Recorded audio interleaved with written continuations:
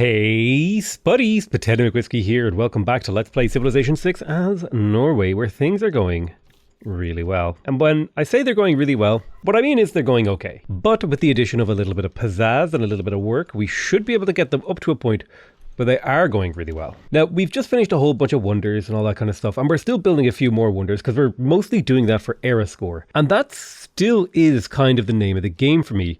Like, if I build a perfect neighborhood over here, that'll be worth some era score, so I'm going to go ahead and throw it down. I also need to build a military academy. It would be nice to get a zoo. On the zoo one, actually, I might see if I can sell off some resources if I can get a purchase on the zoo. Because purchasing the zoo should maybe push a city or two up into the happy phase. Nope, did not, but at the very least it's keeping everywhere a little bit happier because that's hitting 5 cities, I believe, which is a reasonable number. Alrighty then, the production in the city is fantastic. We could continue to produce settlers. We do have the settler card plugged in, I believe. And we do have a lot of land over here that we need to fill in, so I don't see a reason to stop producing settlers when we're on the gravy train to make what we need. So I'm thinking perhaps in terms of, there's nothing really to settle to the west, but there's like a little bit of land down here to the south, like there's an island here. So I'm going to send some settlers off into the water because they are quite a bit faster if I can get them into the water. Yeah, they go to 5 movements. So I should be able to settle like this island. There's a settlement over here, probably a settlement here. There's maybe 2 to 3 settlements, maybe 4 or 5 settlements in this area.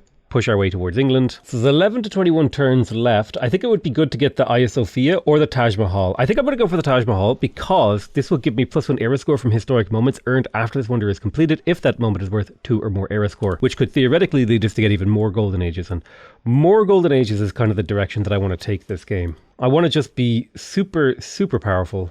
Unstoppable, at least when it comes to golden ages. What do you guys think? Do you think it's time to declare war? I think it might be a little bit too early to go to war. You see how much damage I could do. Only a very small plink of damage against London. Yeah, I think I'm going to play it safe for a while until I have all of my empire settled. We're going to settle a big massive empire. It is 10 turns until the era ends. We're claiming great people. We might have to spend some faith to claim some great people. Do this for era score because that's worth 3 era score. However, what we might also do is to come into here and make sure we own as many forests as possible and run builders around inside this chunk of territory and do a little bit of chopping and improving and all that sort of jazz. Yeah, because if we can get Taj Mahal finished and then we buy a couple of great people, that will actually get us really, really good returns on investment. I could go for Albert Einstein here. I don't think I want to. I don't remember building a pikeman here, but I mean, I'll accept it.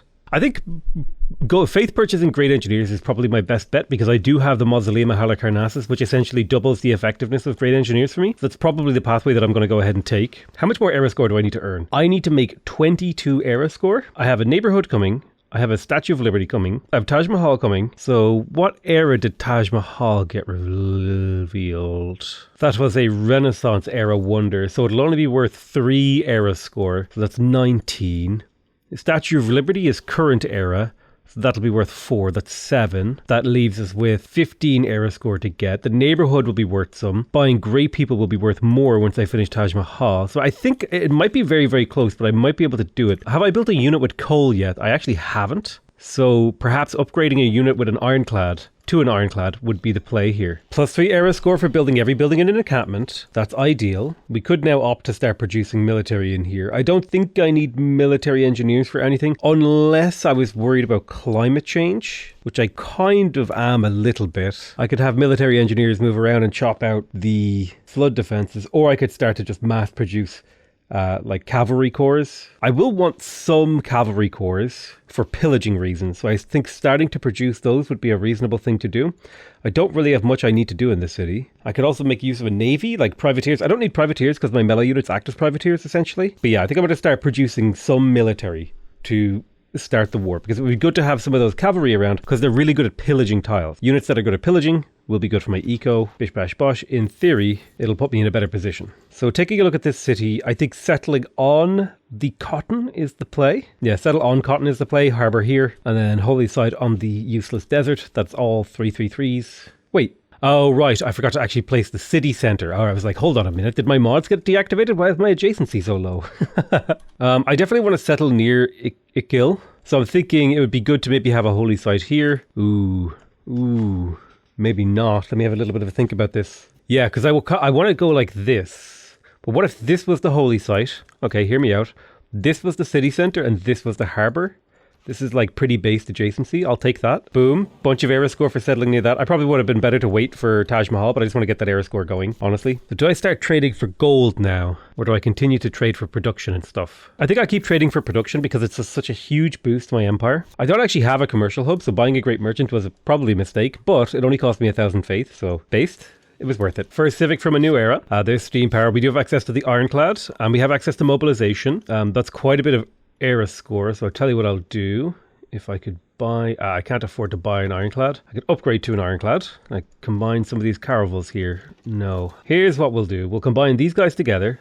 That'll get me first army, or first armada / army. I'll settle the city right here. Boom. Based. It's all working out. Maybe if we grab naturalists, we could maybe fit a national park somewhere. That's worth 4 era score for the first national park, and then 3 for everyone after that. So like we could maybe scooch a national park in here somewhere. The good news is I can one-turn flood barriers. Actually, I believe they moved flood barriers to steam power, because normally it's like a computers or electricity or something. It's quite late, so it's quite early now, relatively speaking, which I am not angry about whatsoever. Hey, you. Yeah, that's right, you. Did you know that I'm launching a plushie on Makeship? And that it's a limited edition, limited time only available thing, and I need to sell 200 of them for any of them to ship? No, you didn't, but go ahead and check out the link in the description and linked in the comment of the video, and get yourself an exclusive, limited time only potato plush, which some of the proceeds go towards supporting me and my channel, and you end up with a beautiful little plush. Here's some pictures of the plush in various places in my house. Here's a rabbit for scale. It's a beautiful, gorgeous little plush, and I would really appreciate it. If you guys want to, and you have the spare cash, grab a plush, because it's really cute. It's the first piece of merch I've ever done, and so I would love if it was a success. Back to the video. I'm loving the fact that my newly settled cities are just come with like huge amounts of population. It's great. I got to take Industrialist with Magnus, because I do have a power plant in his city, so that little bit of extra power, a little bit of extra production is a good use of that. We can chop out the Taj Mahal here, 6 turns until it's done. You could argue that I should have pre-chopped or something like that, but we'll see. We can continue to combine units together. That's really, really nice. Speaking of combining units together, I think I would rather start building other more useful things. Like a neighborhood in the city would be really helpful. Like a +4 neighborhood here wouldn't be bad. And then I could get medieval walls and flood barriers and try to like actually build the city up. And then once I have electricity, I can build my seaports and start building armadas. We delay our build like a little bit, but I think it's a decent delay. Like it's a decent reason to delay. We're just moving our power curve forward in time. It'll be fine, Copium. Copium. There is a coupe in the game. Right, where do we stand? 7 turns until this era is over. I can chop here, shave a turn off that. Maybe another chop will do the same. I can recruit a great rider. There's a little bit of era score. That's ideal. Created great work. Recruiting the great person does the job, I think. Sarpsborg has his military academy. This could be where I mass produce my land army. I don't want to make niter-based units. I think horseman is the ideal. Also, really, really cool game mechanic is if you half build a cavalry corps, you can actually transition that production into a cavalry army and it'll overflow. So you can start pre-building armies before you actually have the army technology. It's really, really helpful. And I think the same thing applies to corps and stuff like that. If we take a look at the city of Oslo, it just has a holy site and a harbour, and it could build another couple of districts. We could definitely go for a water park if we really wanted to. I think I'll go ahead and build a spy because I've been having a spare spy slot for quite a while now. And I think it's just a good idea to make sure that you're using all of your global resources. I still don't fully understand why this floodplain has culture on it. That's gonna be a mystery, I think, for the rest of the game for me. Based. So Statue of Liberty is finished, +4 diplomatic victory points. More importantly, +4 era score, and now we have conservation, so we could make a naturalist. If we're going to do a naturalist, it would have to be up here in the north somewhere. I need to turn this into an ironclad. It just has to happen so I can make these guys go away. I'd have to do a little bit of tile purchasing, but I think we can afford to do that and get a naturalist and pop it down there for 4 era score. But I think we have the golden age secured, and now we can just head straight into fascism and be basically ready to go to war. We just need to get electricity and flight, and then we're good to go. I haven't really been optimizing for retainers at all by doing garrisons, which I probably should have been, but I mean, it would have been 22 amenities across my entire empire, but it also would have taken a lot of work to micromanage them, so I'm just feeling lazy. It's hard to tell. How many settlers do I have on the go right now? Yeah, so I have somewhere in the region of 5 settlers out on the map, which I think might be enough to get my borderlands with the English going, so I might not need to recruit any more settlers. In here I've got Holy Site Harbour and Theatre Square. Do I want to build a militaristic building or do I want to spam naval units? I think I'll just spend 4 turns getting the archaeologist because that'll line up with when I want to build my seaport. Plus the archaeologist will get me a little bit of extra culture. Not that I need extra culture right now. I may as well in Stavanger get 1 more settler. We finished the shipyard in Kristiansand. This place just needs like a couple of builders to get all these tiles improved. Lots of unimproved tiles around here. So Dan Dara is industrial and modern era units. So we'll definitely want to use them on the front line. So we'll keep them around. Another feckin' ironclad spawn from this barb camp. Honestly, the barb camps have been a more obstructive and obtrusive and difficult enemy than the actual AI themselves have been. I'd say we want to settle here, put the harbour right there, then we'll also put the holy site to the north, and then we'll put the city centre right there as well. So we have a nice little trifecta. This is just the way that you build Norwegian cities now, in my opinion, is the correct way. I really do think that the BBG design of Norway is just superior to the base game design. It works better, it's more powerful, it's more interesting to play, it's more strategic, it's more thematically interesting. It just kind of hits every single note that I think really fits with Norway. Or fits with good Civ design, in my opinion. So I think the BBG guys have done a really good job, which is kind of the nice thing when you have a mod like BBG, which is a community balance mod, where it's like built out of collective agreement and disagreement and arguing over what should be done. You do tend to eventually kind of reach upon like actually really good universal designs, because the nature of the process is that you have to make a lot of compromises. There's 5 turns left. We've 1 turn left on Taj Mahal, so Golden Age has been secured. Now we just need to like waste a couple of turns in our capital. I mean, I may as well build an extra pair of frigates and maybe those Renaissance walls. Why not, right? Why not? Badung has completed the majority of what it needs. Let's make sure we're working those fishing tiles for sure. The coal tile is really good, as is the iron. Other than that, the city's relatively happy. We don't need to make any many changes. No, we're lacking growth in here. Yeah, all of our fishing tiles are low food. So I'm going to work this 3 food tile just to get the city to grow, because it incredibly speeds up the rate of growth in here. Other than that, though, we don't need much help. I'll make a couple of builders and traders and stuff in here and see if that helps. I'm sitting on 7 envoys. It would be nice to be Suzerain of Antananarivo again. Right now, that would jump me up, nearly 100. I'm getting an extra 52 culture per turn, but it felt like 100 worth of a jump too, because now I'm Suzerain of 2 city-states, which is working with Kilwa. That seems quite worth it to me. I think I should take Suzerainty of Kabul. That's a straight up an upgrade to my empire. I have level 6 with all of these guys. It would be nice to put some points into these guys. I think I'm just going to hold on to my envoys for now until I get my next tick, and then I might be able to do something with that tick. Right, let's go ahead and settle this bad boy down. We pop down the old harbour. Boom. Make sure we also place the holy site, of course. Naturally, that's how we build every single city. We go Granary Monument, get that city growing. Actually, this city's already reached its population peak, so we'll probably just need to get a builder in here. You know what? I'll give it a bit of a hand by buying a builder. I'll buy a little builder in here, of course. We buy a little builder. Ooh, a Beatty. Quite good. 3 culture from a tile.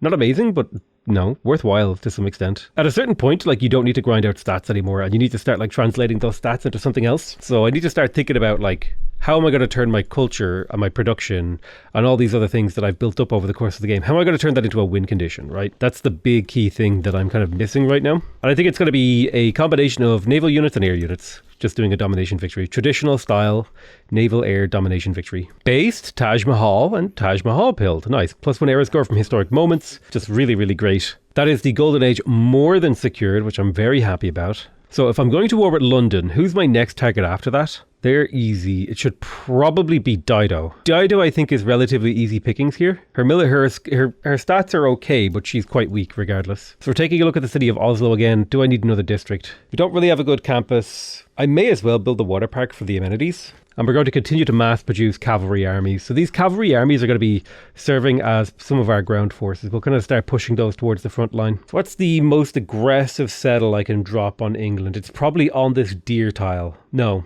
It's on this tile right there. Starting to move my ships out over here. I need to find like a place to combine some of these ships together as well. All right, finally blow up this barb camp and pillage it. That's taken care of. No more barbarian caravels and stuff coming from there. Well, it's ironclads now, actually, believe it or not. I'm going to hold on to that. I don't need to use this, but I will when the time comes. I will make a national park, but I don't have to do it right now. Oh my god, I thought I was done with these ironclads, dude. Where are they coming from? I'm just going to say it again. I know I harp on this all the time, but there's something really obnoxious about the fact that like left clicking and right clicking on a unit portrait both select it. I feel like left click is select and right click is move. I would really, really like it if that was like a unified way to do things. I understand that they probably do it for some technical reason that it's like set up this way, but I find it super, super annoying. As an able-bodied gamer, the threat of accessibility tools on my time is too high. No, I'm just kidding. It's probably an accessibility reason or something. There's some technical whatever blah blah blah blah reason that they do it, which is fair enough. It totally makes sense, totally respectable, but I'm still allowed to be slightly annoyed by it, right? I reserve that right. You're not allowed to take that away from me. Oh my god, the amount of firepower over here. Oh no, Bjarkøy. There's electricity. Finally we have access to the seaport. Now the important thing about the seaport is A, It gives us an experience boost for all naval units trained in the city. That's nice. The most important part, though, is it allows fleets and armadas to be trained directly here. 25% reduction in the price for fleets and armadas, and +2 gold on all coastal water tiles. Very nice. We do have access to the mass media now. We could make Broadway. We're not going to. God, that poor city. Bjarkøy is just getting obliterated. You need to fall back and take a promotion. A poor little guy.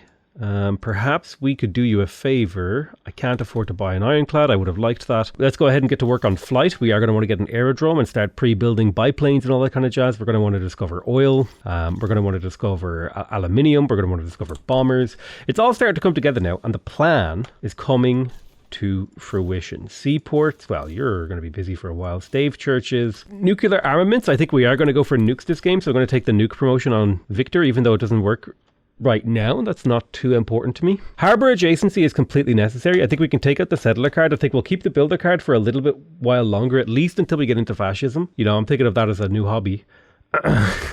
What a strange thing. At least until we get into fascism, guys. I think we just want to maximize our gold income. Otherwise, I'll just take Merchant Confederation. That's totally fine by me. Right, we're sitting on 7 envoys. We can start to shake up the envoy market. Nobody's really contesting me. So I'll start building up relationships with these guys while keeping 4 envoys in the bank so that I can take citizenry of any of these guys if they're taken from me. I will go up to level 6 with Kabul though, actually, because that'll make military production in my academies faster. I'm going to be spending a lot of my money on tile purchasing with a view of improving my empire. So buying tiles to make individual cities better, which should overall improve my empire. Like, for example, over here in Verdal, I'm more than willing to pay 125 gold to buy this tile, because if I can work this tile, it'll pay itself back in like 25 turns. But it'll actually pay itself back faster than in 25 turns because of the snowball benefit that tiles provide to cities. Bro, we are banking like 10k faith right now. I should probably be spending that for sure. I think the primary way I'm going to spend it for now is to get light cavalry. I believe light cavalry, it's going to cost me 23 horses to make them.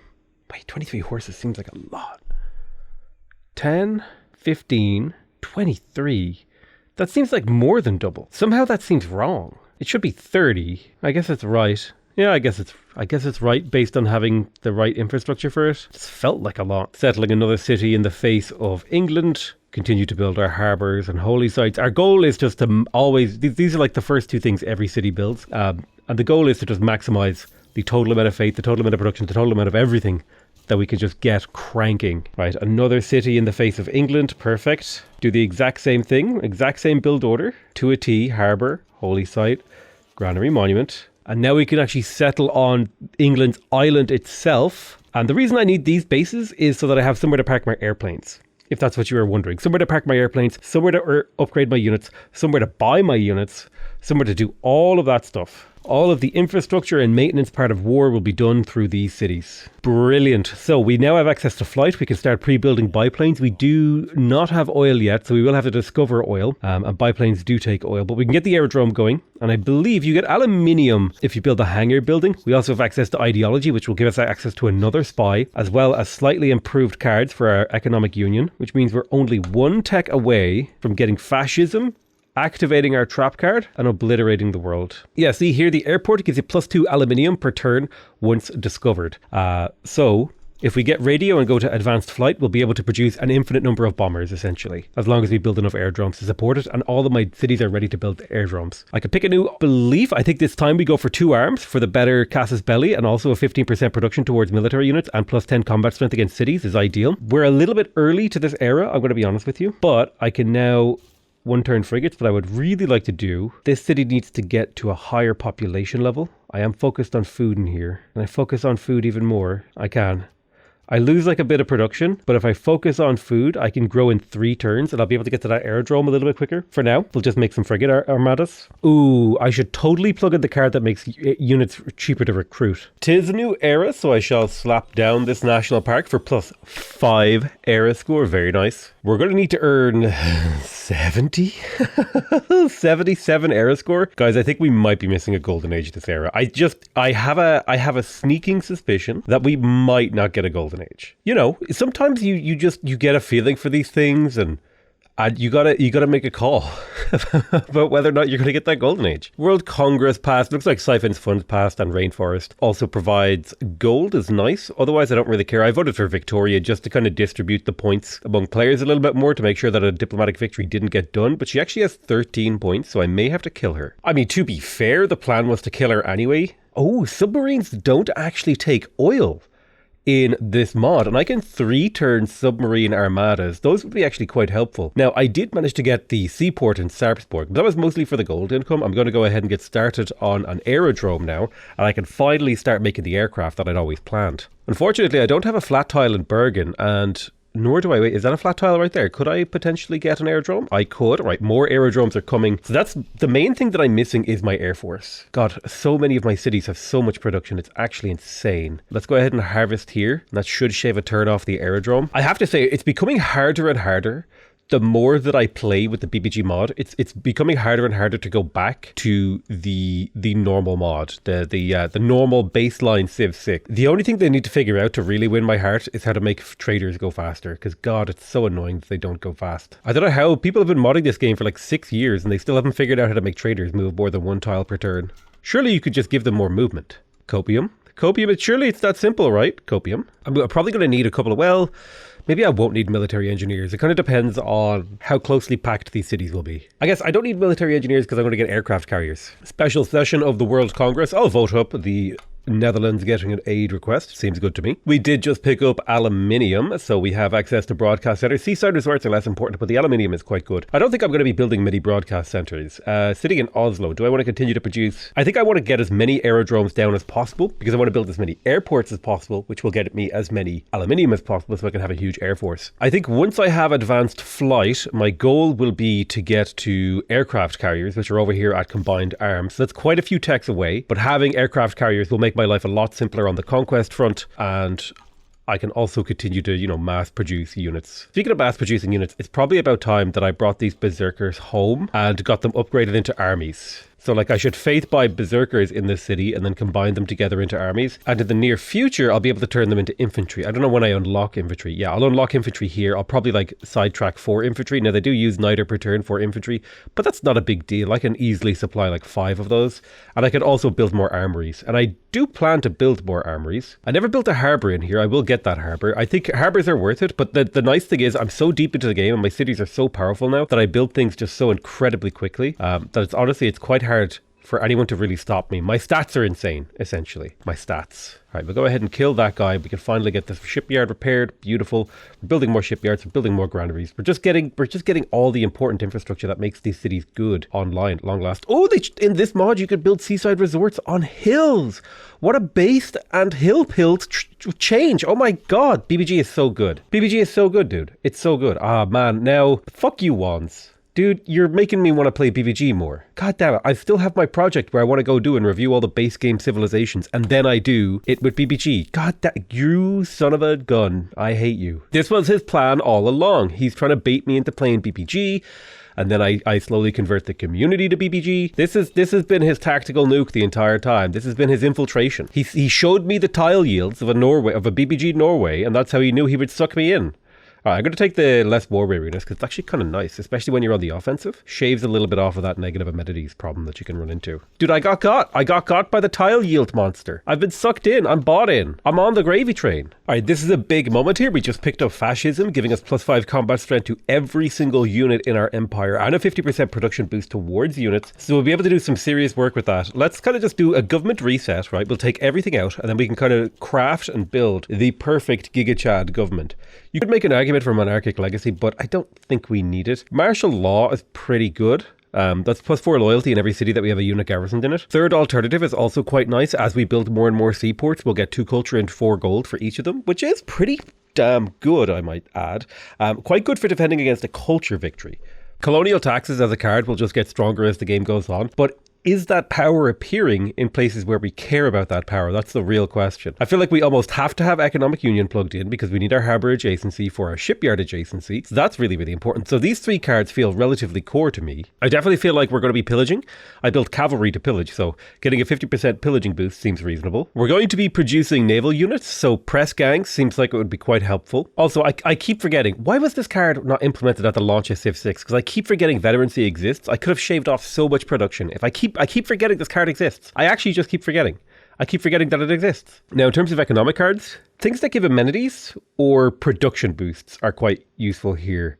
I think you can make an argument for keeping the builder card, as well as I think you can make an argument for gunboat diplomacy to keep that +4 influence per turn. Although then again, our influence is really high, so maybe we want to be reaping a benefit from our influence rather than increasing our influence. Now, our influence has gone down because we've changed government, but our envoy production speed goes up because we're producing more envoys per influence tick. So it roughly evens out. I'm personally a really big fan of logistics. I like that +1 movement if you're starting in your own territory. It lets you get units to the front line a little bit quicker, and it lets your builders move around and improve tiles a little bit quicker. So if I'm thinking about things that I really want, I need to get international waters, that 100% production to all units excluding carriers. And then I also want strategic air force so that I can get 50% production to all air units and carriers. I completed the factory in here. That's quite useful.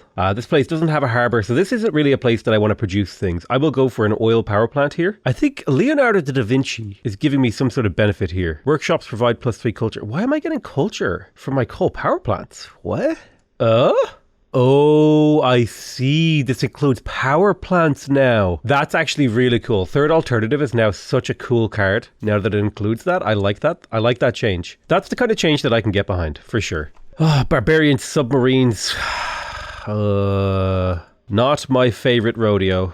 One berserker, merge with the other berserker, another berserker, merge with that berserker. Then we go ahead and buy a berserker.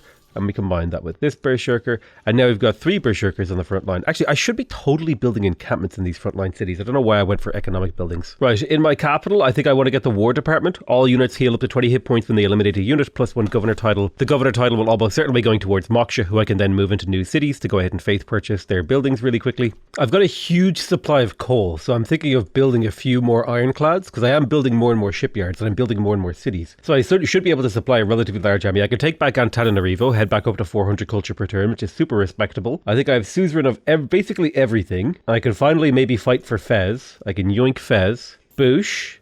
And now we're up to a decent amount of science. And once I can grab Hattusa, which shouldn't be too far away considering the rate at which I earn envoys. Every 5 turns I get 3. That should help me along on my journey a lot. I'm just waiting for airplanes. So mostly like what I'm doing is teching. I'm mostly teching towards the late game so I can actually go fight someone. There's not a whole lot I can do right now because my power spike has yet to come. And they're just a little bit too strong to attack with the units that I have. I mean, I guess theoretically I could attack them. It would just be a bit grindy. And I'd have to pull units back. I guess I could take Manchester.